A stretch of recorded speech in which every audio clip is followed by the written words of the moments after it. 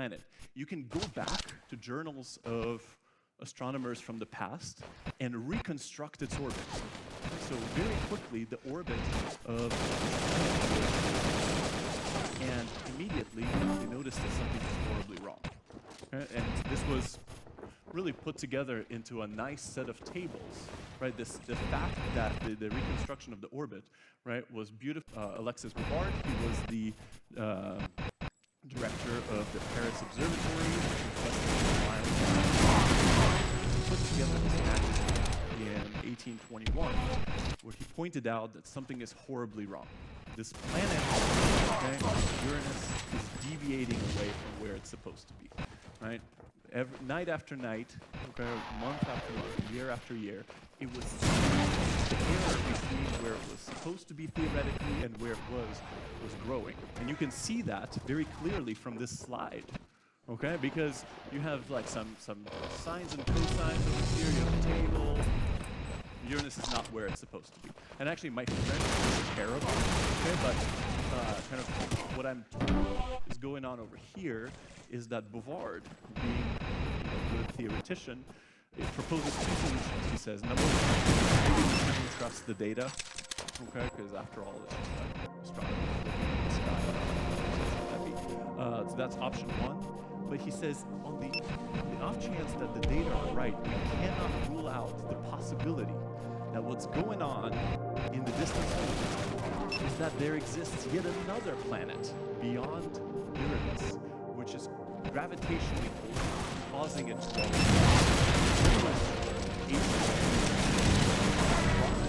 Of this data set didn't really come to fruition for a couple decades, and the man that is credited with the mathematical discovery of this extra distant planet is Obama, who also spent his life working at the Paris Observatory in close proximity to us. Now, Leverrier has always been an inspiration to me. I've done my undergraduate thesis on these.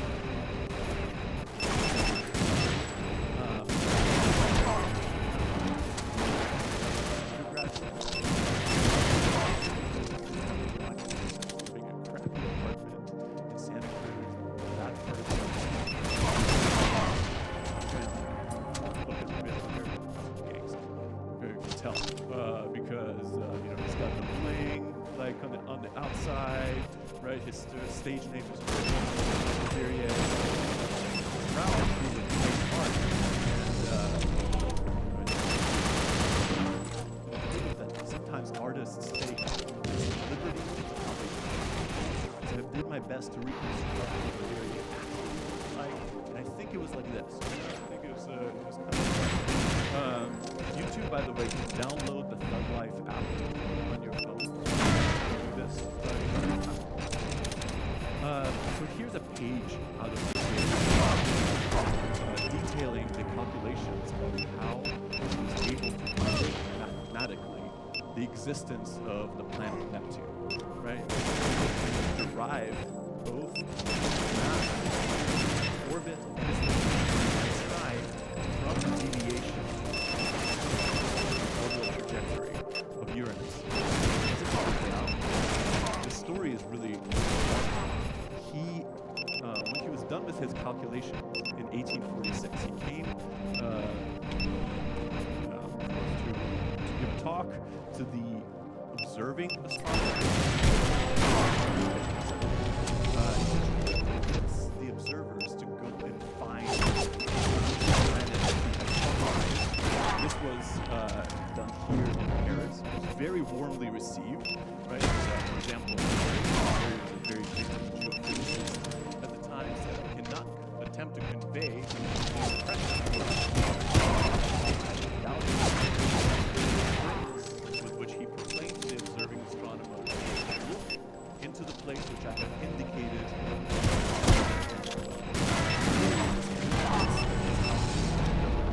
And they were right.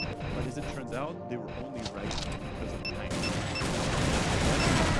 Science is just like show business. You got to be at the right place at the right time, making the right predictions. And the fact that happening in 1846 played a tremendous role. Why?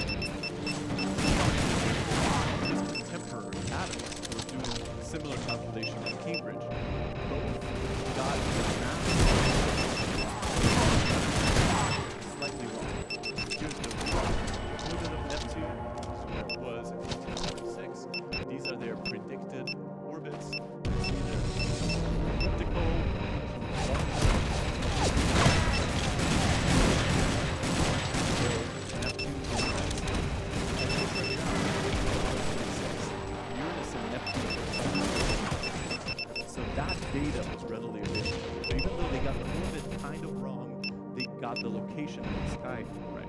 So Neptune has been around the sun.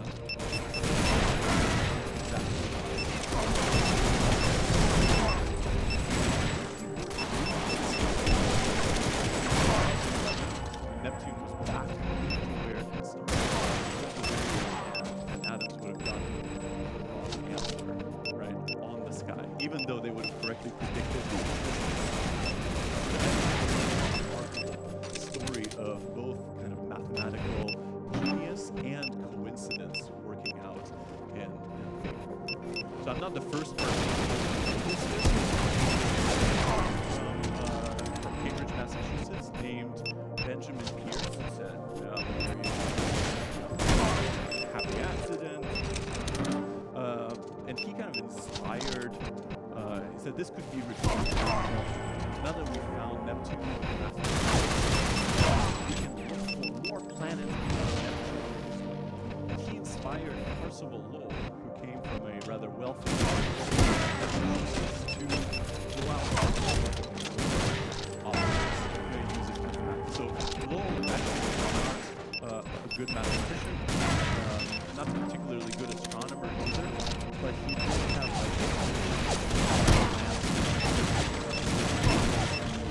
hired a bunch of mathematicians to do calculations for him in a very kind of production line sense. And the Lowell Observatory, which still is going pretty strong today in Arizona, to look for this next planet that he called Planet X. So Lowell then suddenly died in 1916, not having found this object. Planet beyond Neptune continued, and eventually it was found. Is it a real picture of him? His biography also can be purchased.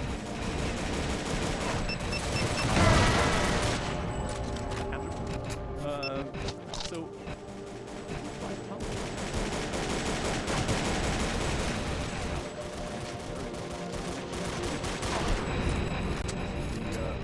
Sunday,